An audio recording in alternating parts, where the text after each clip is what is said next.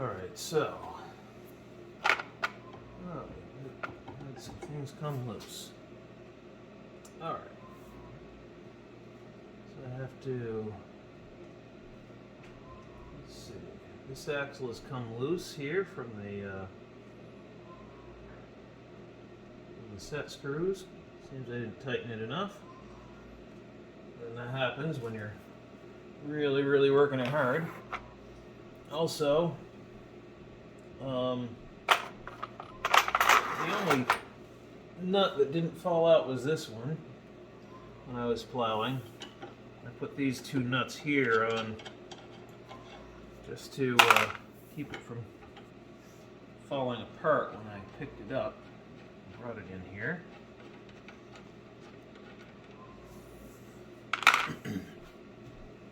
By the way, welcome to the Mill Brook Railroad. We're working on the the 71. This is the 71, the undercarriage of it. If you're new to this channel, this is a locomotive that I built and designed.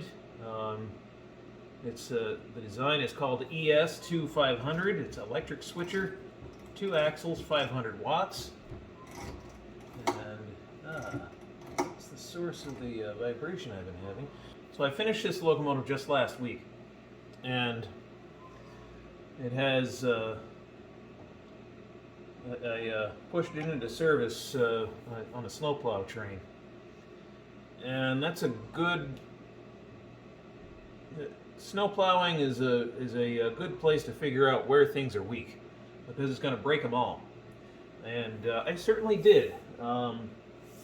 It told me where I didn't tighten things down enough. I didn't tighten this axle enough. It slid this way. I didn't tighten these nuts enough. They fell off, and I've lost them. I don't know where they went. Let's see. This axle I got all nice and tightened, so it stayed put. It looks like the jack shaft stayed put, so that's good. So yeah, shame on me for not tightening things down. But the good news is I have more hardware. I can put this all back together.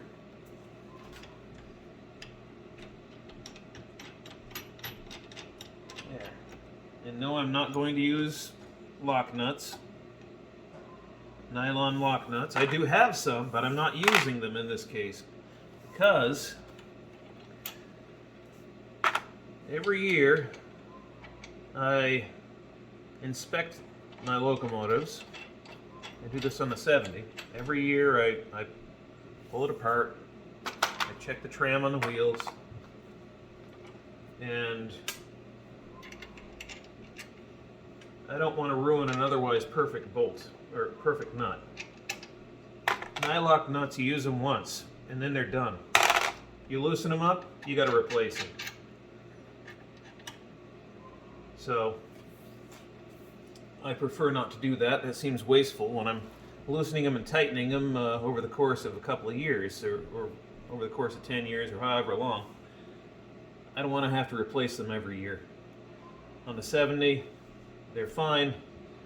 I've replaced them once, and that's it. And the reason I replaced them was because originally they were too small. The bolts were too small. So I increased the size to fit the pillow block bearing. So what I'm going to do today is I'm going to loosen up these set screws here and down here, and I'm going to tighten up everything. I'm going to tram this, make sure this and this distance are the same as this and this distance. So I'm going to have to dig out the tape measure and measure that out. So I've got a lot of things to do. So as I recall, I put this together with the Ryobi impact wrench, which in retrospect, I probably should have checked it with a torque wrench or checked it with a breaker bar or something, and just made sure it was tight. Because it ain't. It wasn't. So let's just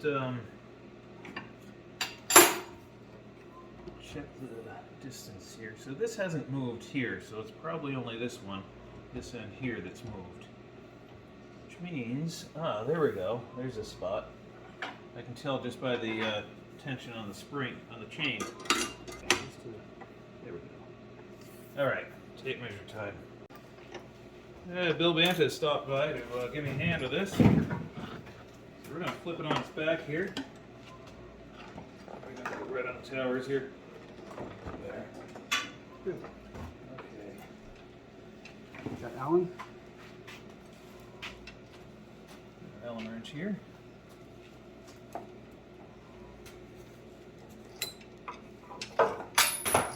What's that? Tapping out with a hammer. So there's 2 set screws They're already on loose. each end. They're already loose. They're already loose? All right. Hang on. A few moments later. Might be overkill. There we go.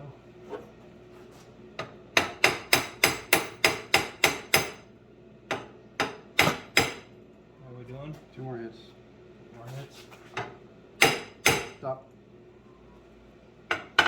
Perfect. Alright. And that's the same over here. Good. Good. Put the tool away.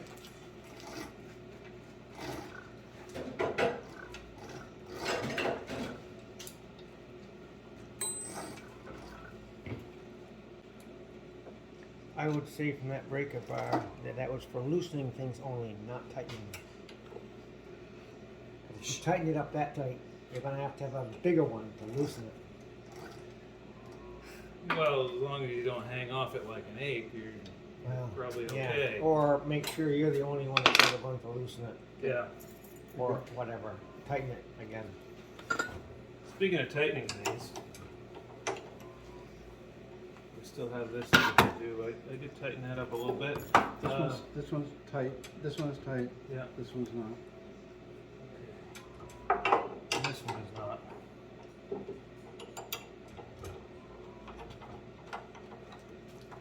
There we go.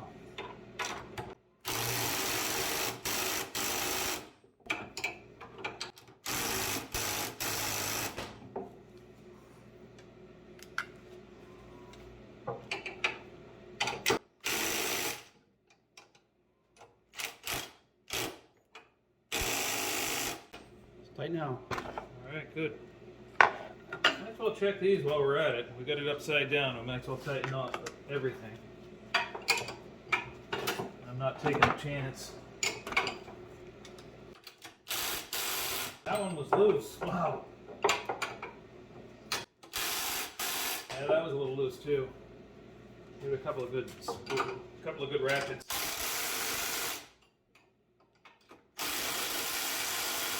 There we are. Now let's do the jack shaft, I guess. We're here.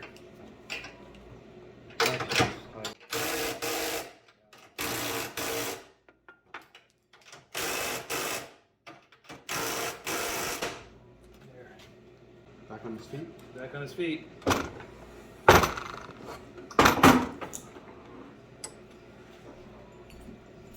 Put that coupler back in.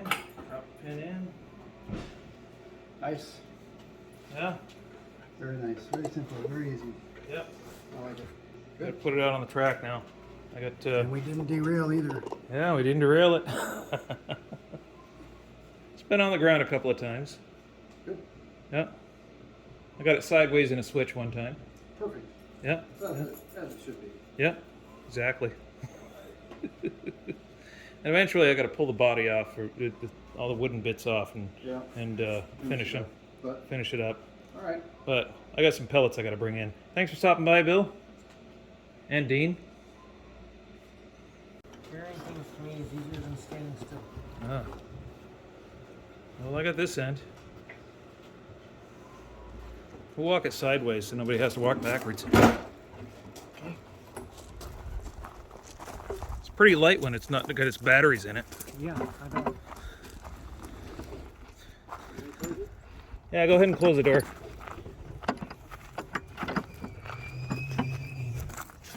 All right, your end down first. Down the track. Yep, down the track.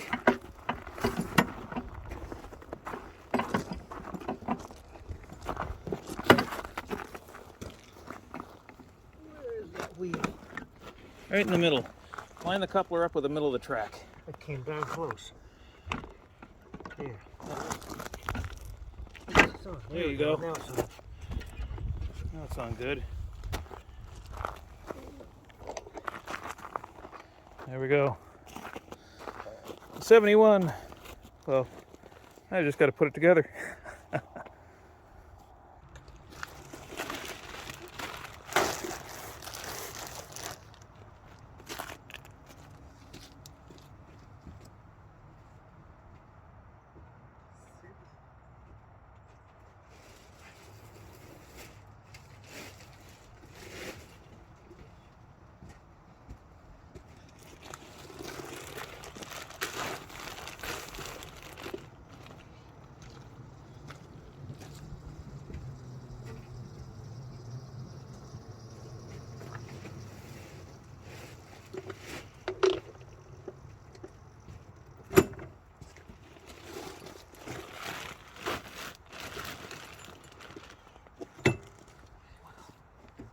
Eventually couple up here. I stopped running over my trig.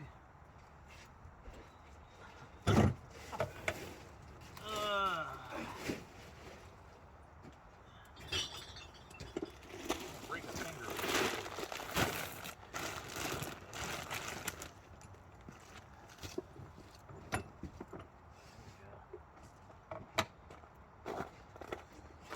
That's 4.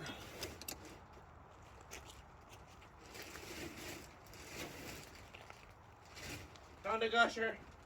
Found a gusher? Well, bring it into the big house. And these go in the big house too. These go in the big house? Yeah, they're all gushers. They all got holes in them. And those go in the big house too. The rest we return. So I'll bring the gushers in. Yep.